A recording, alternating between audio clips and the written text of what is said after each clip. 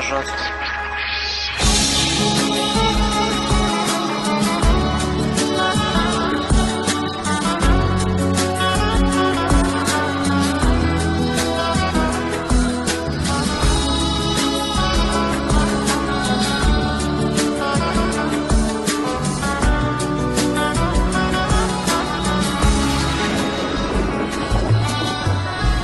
قسمت نشد ببینم خدا نگهداری کنم، فرصت نشد بمونم و از تو نگهداری کنم.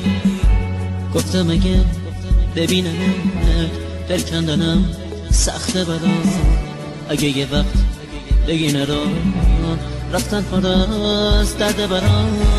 گفتم صداتو نشنوم ندیدم از پیشتم، پشت سرم زاری نکن چی کار کنم مسافرم.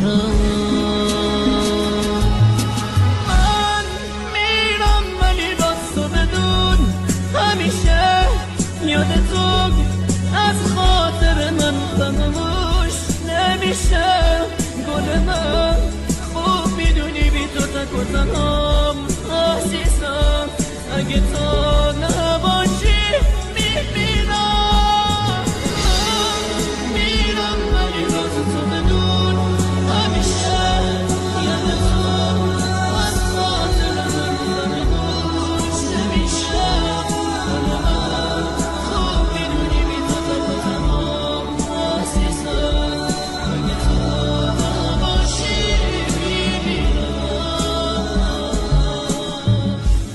نامه رو تا تنش بخون، گریه نکن طاقت بیار. نامه رو خط خطی نکن، دو جمله رو هم دوم بگم.